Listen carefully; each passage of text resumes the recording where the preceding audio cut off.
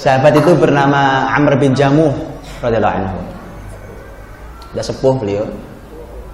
Sudah sepuh. Beliau baru saja taubat dari nyembah patung yang dia puja-puja sendiri, dikasih minyak wangi sendiri, ya kan. Anak-anaknya masuk Islam duluan.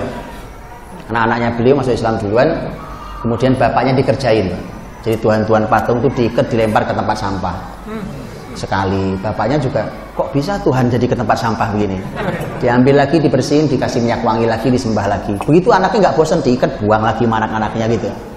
Supaya bapaknya mikir, wong Tuhan kok nggak bisa ngapa-ngapain, ya? Akhirnya tobat itu dan masuk Islam. Singkat kata begitu. Begitu masuk Islam, kemudian diumumkan perang Uhud tahun 3 Hijriah bulan Syawal. Datang Amr bin Jamuh ke Nabi minta izin mau ikut. Masalahnya Amr bin Jamuh ini bukan cuma tua, Pak, kakinya pincang. Kakinya pincang. Datanglah putra-putra beliau yang memintakan izin ke Nabi, ya Rasulullah, ayah saya sudah sepuh dan sudah pincang. Jadi kan tidak mungkin ikut perang, ini perang. Dan Allah izinkan, Pak. Karena orang yang pincang, termasuk laisa 'alal a'ma haraju wala 'alal a'raji a'raj, artinya orang pincang. Orang pincang enggak masalah, enggak ikut jihad. Amr bin Jamuh mengatakan, enggak bisa, bapakmu sudah tua. Sudah panjang jahiliyahnya ini. Bapakmu harus ikut jihad ini. Maksa, Pak. Begitu maksa ya sudah, enggak bisa ini ikut perang Uhud. Begitu perang Uhud kan jadi tidak seimbang, Pak. Ternyata musyrikin itu jumlahnya 3.000, muslimin jumlahnya 1.000, terprovokasi oleh munafik pulang 300. Jadi sebenarnya di lapangan Uhud itu yang terjadi adalah 3.000 musyrikin lawan 700 muslimin. Enggak seimbang. Dalam keadaan seperti itu, sebagai orang tua, Pak, Amr bin Jamuh menyemangati anak-anak muda. Beliau mengatakan, uridu an ato al jannah bi'araji hadha. Saya ingin injak surga dengan kaki pincangku ini. Dan saya sudah menyium aroma surga dari balik gunung Uhud. Ngerti maksudnya, Pak? Akhirnya syahid, Pak. Itu memang jalan pintas orang tua, Pak.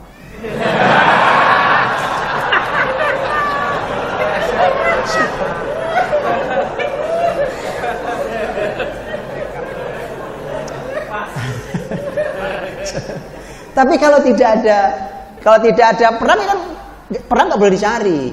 Oke, berarti kayak tadi tuh, Pak. Amr bin Jamuh menyemangati anak muda. Anak muda ngelihat beliau juga malu, Pak. Nah, ini yang sepuh saja melakukan aktivitas di luar kemampuan beliau sampai seperti ini. Ya muda-muda duduk malu, Pak. Nah, itu maksudnya, Pak. Jadi berikan keteladanan pada anak-anak muda ini. Semangati mereka. Kalau mereka sholat, gitu kan, sholat Ramadan 1 juz nggak ada yang kuat. Ada orang sepuh sholat 1 juz kuat, Pak. Malu yang muda-muda. Yang tua-tua rajin datang ke masjid, rajin baca Qur'annya, rajin melakukan amal kesolehan. Yang muda-muda fisiknya masih kuat-kuat, gampang nyerah, nggak masuk itu. Makanya ini belajar dari Amr bin Jamuh setidaknya itu, Pak. Ya. Ada orang yang di zaman Nabi itu, Pak, kerjaannya itu bukan diremehkan, tapi kerjaannya memang tidak sebesar sahabat Abu Bakar, Umar, Utsman, Ali. Hanya orang yang kerjaannya nyapuin masjid, Pak. Nyapuin masjid. Nah, begitu meninggal, Nabi lihat tiap hari melihat, Nabi tiap hari menyapa, mendoakan. Begitu hari itu tidak terlihat, Nabi mengatakan, kemana yang biasa membersihkan masjid? Kemudian sahabat mengatakan, semalam meninggal ya Rasulullah, kami makamkan di Baqi. Kata Nabi, kenapa tidak kalian beritahu saya? Jadi wallahu alam, Pak, wallahu alam. Mungkin sahabat mengira, wallahu alam ya, mungkin ya orang seperti beliau buat Nabi kan levelnya mungkin nggak perlu itulah disampaikan. Mungkin Nabi datang ke Baqi, pergi Nabi ke Baqi, langsung ke makamnya, didoakan oleh Nabi langsung di makamnya di Baqi. Artinya, Bapak Ibu dirahmati Allah, sekecil apapun manfaat yang bisa kita berikan untuk umat ini, lakukan. Karena toh Walaupun sahabat Abu Bakar bisa nyapu masjid, tapi kan sahabat Abu Bakar punya tugas lain. Walaupun sahabat Umar bisa nyapu masjid, sahabat Umar punya tugas lain. Sama-sama tugas. Makanya lakukan di bidang kita yang bisa kita lakukan untuk litakuna kalimatullahi hiyal ulya, agar kalimat Allah ini tegak tinggi. Bisa kita lakukan itu. Wallahu a'lam bishawab.